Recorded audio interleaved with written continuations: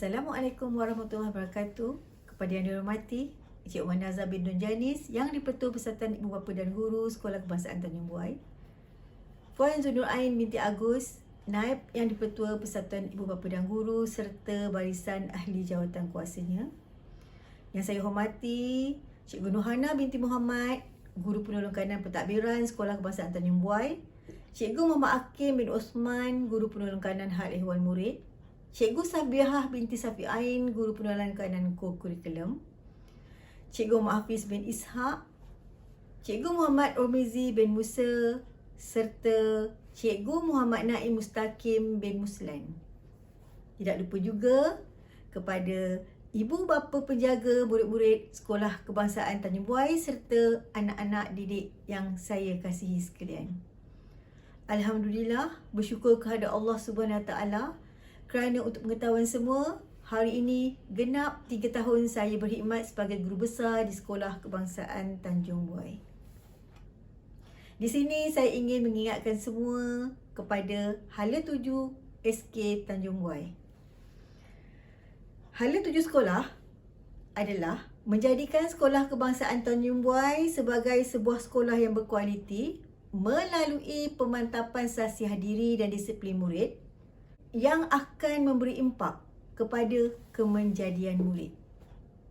Maknanya, kita tekankan kepada pemantapan sasiah diri dan disiplin murid-murid kita. Selain itu, perkara penting yang perlu kita maklum iaitu slogan sekolah. Sekolah kita terbaik berimpak. Apa yang dimaksudkan dengan sekolah kita terbaik berimpak?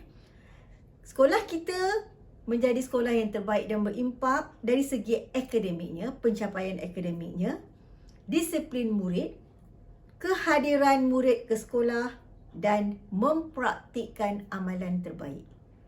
SKTB, sekolah kita terbaik berimpak.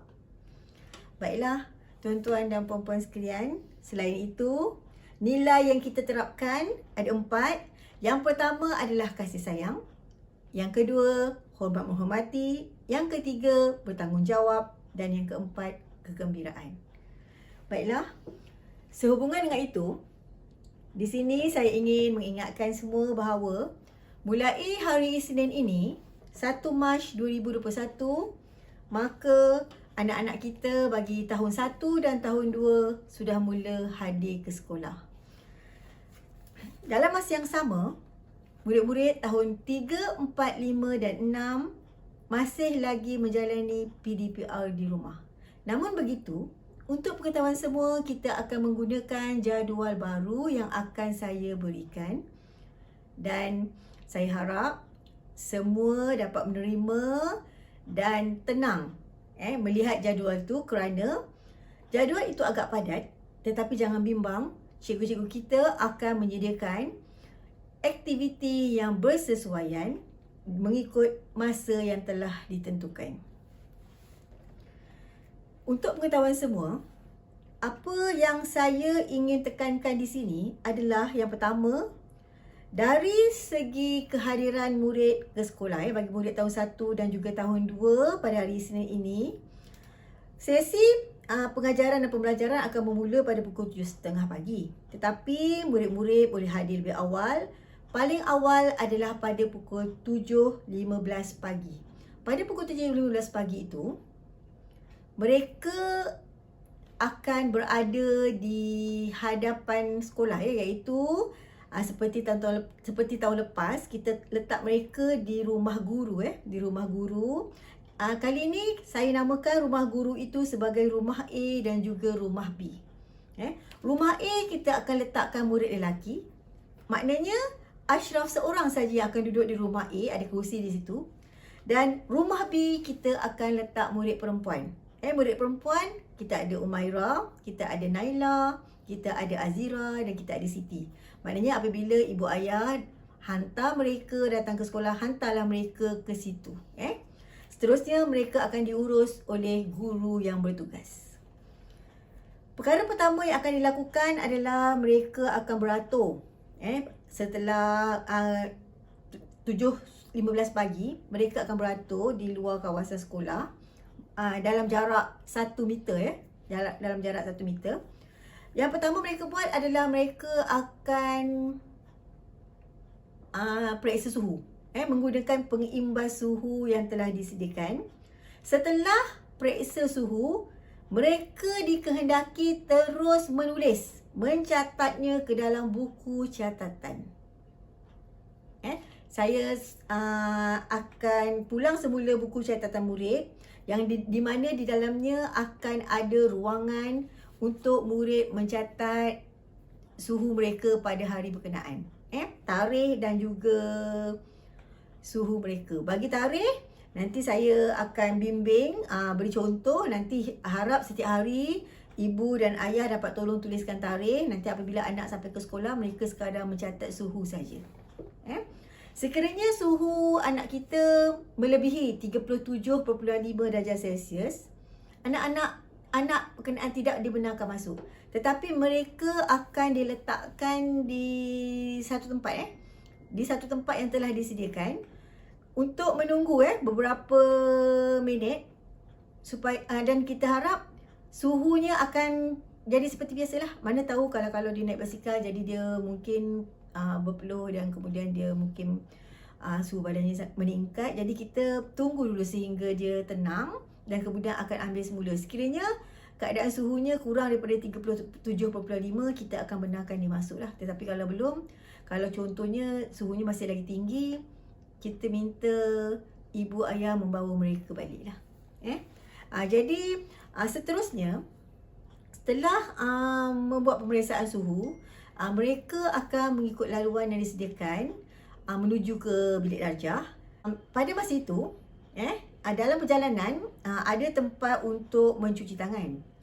Anak-anak kita dikehendaki mencuci tangan dengan menggunakan teknik mencuci tangan yang betul. Teknik mencuci tangan yang betul pun saya akan hantar di dalam WhatsApp kelas masing-masing, dan saya harap semua murid dapat membuat latihan mencuci tangan dengan cara yang betul di rumah, dan ia perlu sentiasa dipraktikkan. Jadi kita akan gilirkan guru untuk melihat cara anak-anak kita mencuci tangan adalah mereka menggunakan cara yang betul ataupun sebaliknya. Dan sekiranya betul dan menepati, insya-Allah tak ada masalah, kita akan boleh pilih murid berkenaan dan kita boleh sediakan hadiah yang bersesuaian. Setelah mencuci tangan dengan menggunakan sabun, anak-anak diwajibkan mengelap tangan dengan menggunakan tuala kecil. Apabila menggunakan tuala kecil, bermakna ibu ayah perlu menyediakan tuala kecil ataupun sapu tangan untuk anak-anak mengelap tangan mereka sehingga kering. Selepas mencuci tangan, terus lap dengan tuala. Setelah kering, mereka dikehendaki menggunakan hand sanitizer yang telah disediakan berhampiran dengan tempat mencuci tangan berkenaan. Sebelum masuk bilik darjah, gunakan hand sanitizer. Setelah menggunakan hand sanitizer, barulah mereka akan bergerak ke kelas. Mereka akan dibawa hari pertama, mereka akan dibawa oleh guru kelas lah untuk masuk ke bilik darjah masing-masing. Setelah sampai di bilik darjah, nanti guru kelas akan menerangkan lah kepada murid-murid tentang tata cara, apa yang patut dibuat, bagaimana cara pergi ke tandas, bagaimana nak masuk ke tandas, perlu ambil satu keychain. Saya akan letakkan satu keychain. Keychain itu disangkut di luar tandas, dan kemudian apabila masuk ke dalam, keychain itu perlu diletakkan di dalam bekas di dalam dan kemudian menunjukkan di dalam ada murid, jadi murid lain tak boleh masuk.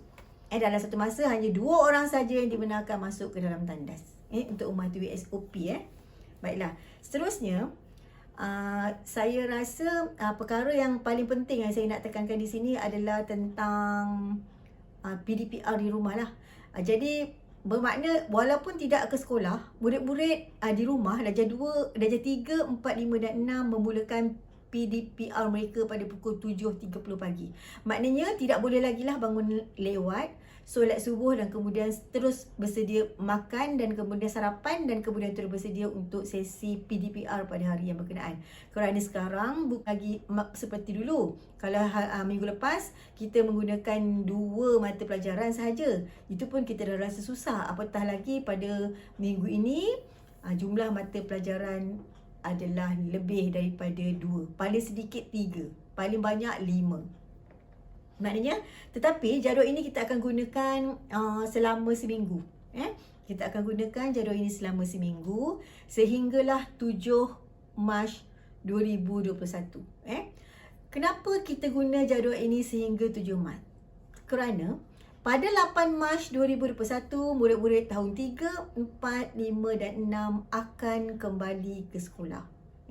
Apabila mereka sampai ke sekolah, mereka bersama dengan murid tahun 1 dan 2 akan menggunakan jadual PDP. Yang tadi tu PDPR. Sekarang PDP. Jadual PDP ini adalah lebih ringan. Maknanya dia tidak padat seperti jadual PDPR kerana ia mengambil jumlah kiraan jam untuk setahun bagi setiap mata pelajaran. Tetapi bagi PDPR tadi adalah jam seminggu yang perlu dipatuhi. Berbeza. Jadi tuan-tuan dan puan-puan tak perlu pening tentang jadual ini. Yang penting apabila kita beri jadual yang baru, sila ikut jadual yang diberikan. Selain itu, perkara penting yang saya nak ingatkan di sini adalah berkenaan dengan murid tahun 1. Program transisi